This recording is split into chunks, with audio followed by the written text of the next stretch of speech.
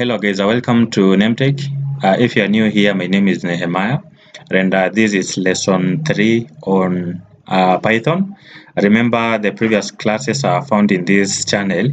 Go to NEHMTECH, search NEHMTECH. In fact, if you are watching this video, if you are on YouTube, it is the same channel, but it is NEHMTECH. Then go to the playlist, and then find the playlist named Data Science. The playlist is named Data Science, and then you'll see here chapters like lessons. We have part 1. We have here we have the introduction part. Then we have part 1, then part 2, and this one is now lesson 3. I'm going to rearrange so that it can be organized. So this is part 3, and we are going to talk about the data types. And data types are very important concept in any programming language. Remember, you need to understand the data structures on any programming language to master that language very well. So this is very key. And just to let you know, the other time we were talking about the variables. And also variables can store data of different types. We realized that it was stored in the integers the other day, and then it was also stored in the strings, but it can also store other data types. And Python has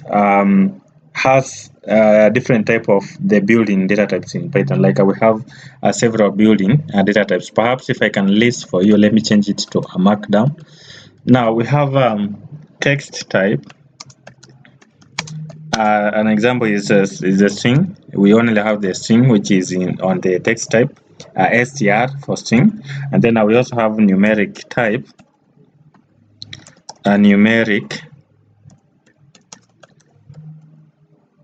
type. In this one, we have integers, which is shortened with int. We have the floating number, the real number, the numbers that has decimals, and then we also have the complex. Complex, this is when you want to use an imaginary number somewhere. And then we also have the sequence type. Sequence types. For the sequence types, we have the list, we have the tuples, we also have the range, and then also on the mapping type, we have the dictionary, which is shortened with dict, and then we have the set types.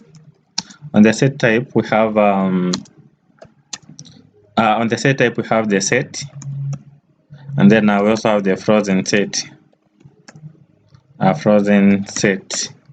And then we also have another type of data type called the Boolean. I think this is spelling Boolean type. On this one we have this bool, which is shortened with bool. So basically this is for true or false statements. And then we also have the binary types.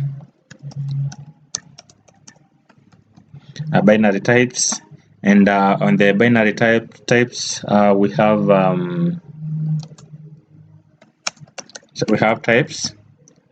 Sorry, we have bytes. We also have byte array. And then lastly, we have memory view. But also another type is we also have the none type. We also have another one called none type. So in the event you have a data type which is none, you can use a none type. So basically this one shows in the event you don't have anything. So these are part of the data types. And we are going to discuss each and every one of them. And I want us to begin with the numbers. I think let's begin with the numbers, and then I think because strings is a bit is going to be our next one. So let's talk about the numbers, Python numbers.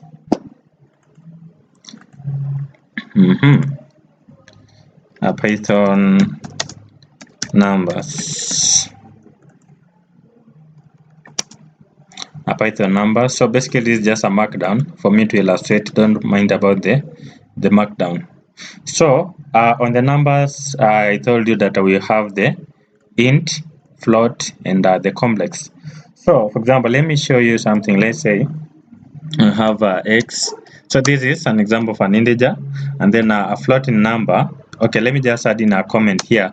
First of all, I think I had told you earlier at the introduction, or maybe to Python. So we have the comments in Python. The comments, they just help developers identify the code, or maybe understand the code. So they are not going to be executed. So like for example, let me just say this is int.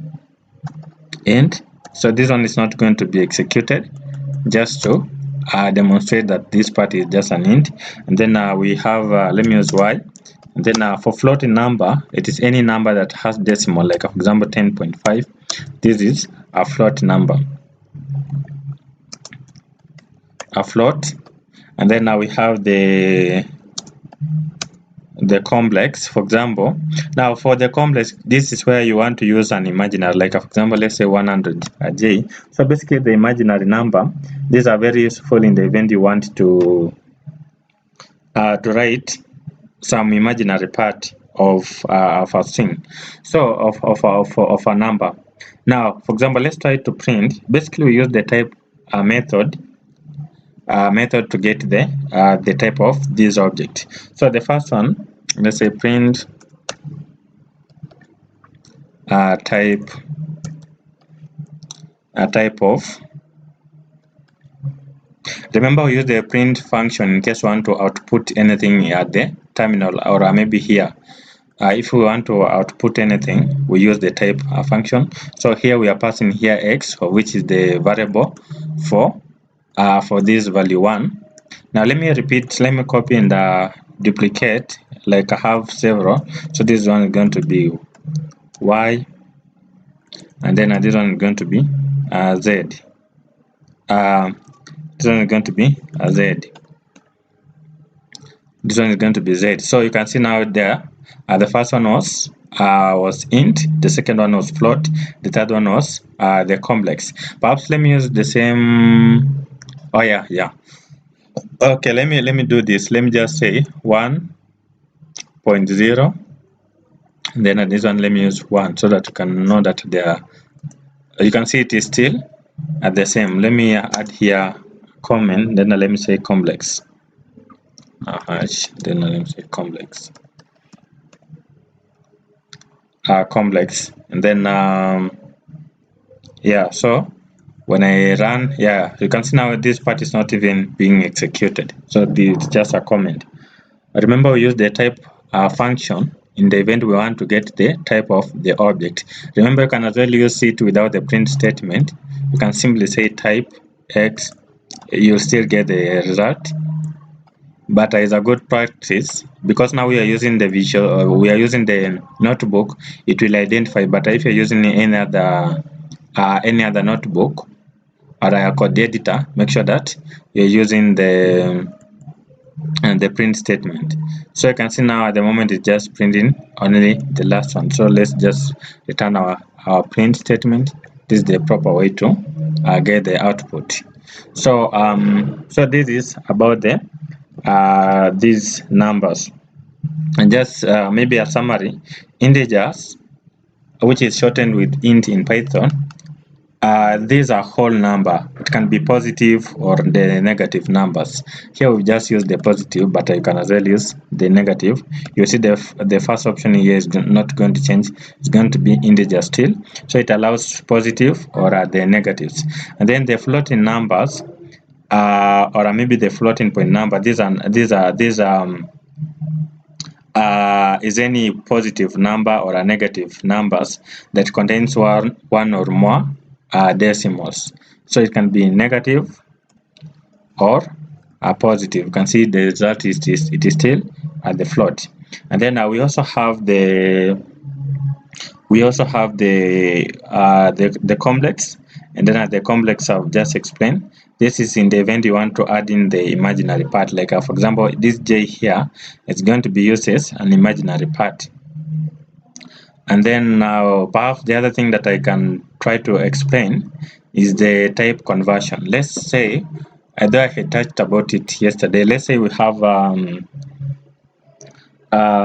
let me just use the same numbers here. Let me just copy. So we know that these are here we have the x is int, y is a float, z is a complex. But now I can convert. For example, let me use a, and then for a, I'm going to make this x something like maybe a floating number. So I'm going to say, I'm going to use the constructor here. I'm going to convert it with the, for example, if I want to convert it to a float number, I'll use float. Float will begin, because it's a function, it must have the parentheses, then you pass in the object that, or maybe the variable that you want to convert. For example, this one, this x, I want to convert it to floating number. I'll pass here x. And then if I want to convert also y, let's say you want to convert it to an integer, we'll say int. We know already it is a float, but now we want to convert it back to an integer. I'll say I'll pass here y, and then so for the complex, let's say we have okay, let me use she should be b, and then c. If we pass here now, let's try to make it a complex.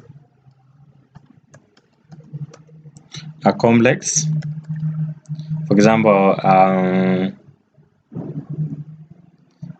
that x, and then let's try to print out. You'll see the output is going to change here when I pass here a, b,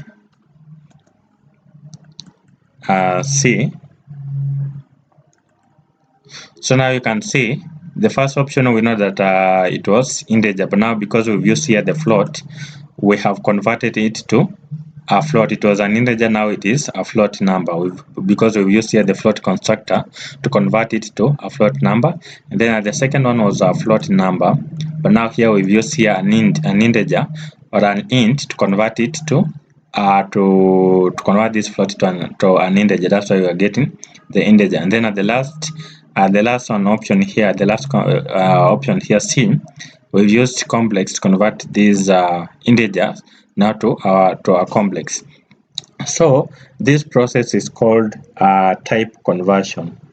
This is where you convert it from one type to another.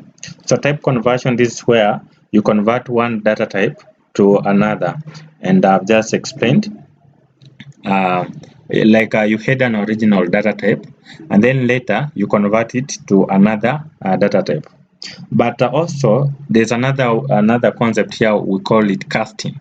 Now casting, this is where you define your variables, you define the type of a variable at the variable definition. Let's say we wanted to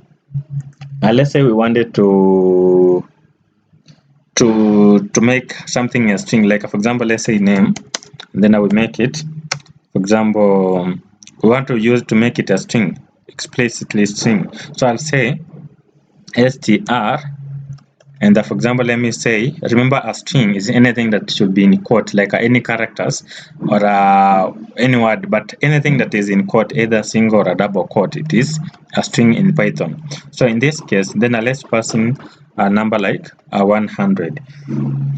So we know that this number should be an integer, is a whole number, but now because we've used it as a string, we are saying that it is a string. So basically this is where we the casting. This is where you define the data type at the variable definition.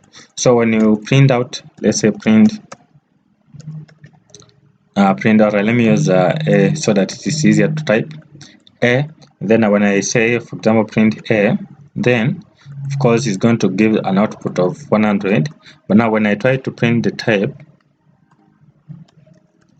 print, and I say that if you want to get the type, to know the data type, you'll use the type function. So type, and then I pass here inside the parentheses again, you pass here a, then you can see that the data type it is a string. So casting, this is where you define a function.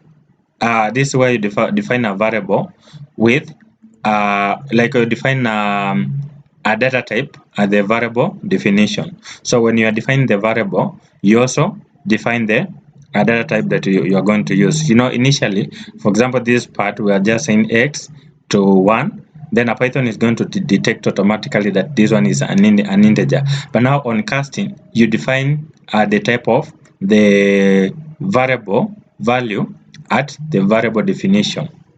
I think you've understood the difference between the type conversion and the casting. So basically, type conversion, if I can repeat, this is where you had an original data type, like for example this one, and then later you convert it to another type. So that is type conversion. Now the difference with casting is where you are defining a data type at the variable definition. Like for example, when you are just saying a, you are automatically convert it to whichever data type that you wish. For example, if it were integer, use the int. If you are, for example, let me use int here. You see int, you can see now the output here is an integer. So this is where you define your data type as the variable definition. And I remember, if I want to convert, for example, the strings to the integer, it should be numbers. It should be numbers. You can't say, like for example, let's say we have a, and then I want to convert it to an integer. It will not accept. So it should be the numbers. You can see now I'm getting the error. It needs to be numbers for it to be converted to an integer. Yeah. So I believe you've understood now the difference. And then perhaps something else that I should talk about before we try to wind down is the strings. Now, strings, I had touched on it the other time. It's anything that has quotes, be it a single or a double quotes. Like let's say print, and I remember the print statement, it should be in small case, all of them. Python is case sensitive. And for example, if I want to print here my name, okay, let me say my name is NEHMTECH. So the output here is going to be a string. So you can see it is a string. I'm getting the output here. I've used here double quote, but remember it should be, if you're using a single quote, ensure that also you close it with a single quote. You close it with the single quote. If you've decided to use the single quote, make sure that you also close it with the single quote. If it's double quote, make sure that you also close it with the double quote. So in Python, anything that is defined inside the quotes, they are called the strings. So now in the event that you wanted to include another quote inside this outer quotes, for example, we have some words that has apostrophe, I think they're at the top. Like I'll say they are words, I don't know, my name is Nehemiah. I want to use something that has some quotes in it. For example, let's say it's 1 p.m. It's 1 p.m. So now in the event, like you can see now it's going to work. It's going to work because now the outer one, it is double quote, and then at the inner one, the quote here I've used here a single quote. But now if I had to use single quote outside, then it's going to throw an error, because Python is going to assume that this first quote, the strings start here and ends here. So it's going to consider this as the first string, like this part is the strings. So the rest, it means that it's not a string, like it's not complete, because a string needs to have the start and the closing. So this is an unterminated string literal. So If you want to use a single quote, like a single quote inside, or maybe you have words that needs to use the quotes, make sure that you wrap everything inside the double quote, so that the inside you can use the single quote, for example, things that has apostrophes in it. But you can as well use the formatted string if you wanted to use, but still you'll need to define the outside with the double quote, and the inside it is single quote. But now the goodness of working with the formatted string, it will help you, like for example, to include the variables. Like you can see, for example, let me say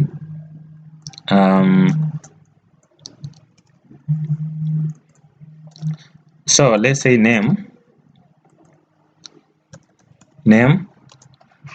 is for example, let's say Nehemiah. Remember, variables, these are containers for data values. I told you earlier severally. So if I want to print that name, let me say print name, I'm going to get Nehemiah Wekesa here at the bottom. But now, assuming that I wanted to use this variable inside these strings, you can see when I pass here my name is, when I say here, for example, name, let me try to delete this other one. It's not going to return here the result as Nehemiah. But now there's something we call the formatted string. Formatted strings allows you to use a variable inside the string. So for formatted string, you begin with F here at the start, and then the string, like the normal definition of a string, but now the only difference, you begin with an F, then your string here, you begin with an F, then your normal string. Now if you want to integrate, like to include the name in the inside, then you are going to use the braces, like these braces here, braces, and then now the output is going to be my name is, then the value of the name here. So you can see my name is Nehemiah Wekesa. So the formatted strings allow you to use a variable inside a string. Like if I update here, for example, my name is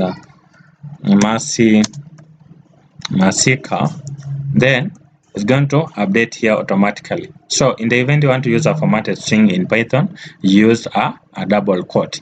And for example, let's try another one. For example, the time here. For example, let me include another variable for time. For example, let me say 1.00.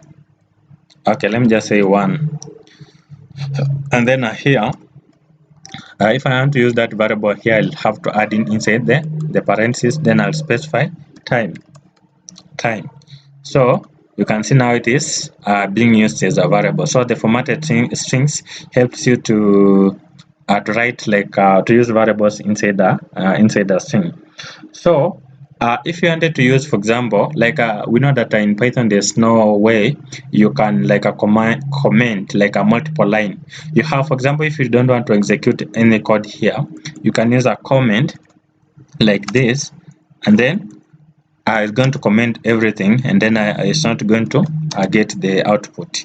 So in this case, Python is going to ignore this part because it's a comment. So there's no way, like you can see in other languages, like for example C, or maybe a language like even of CSS.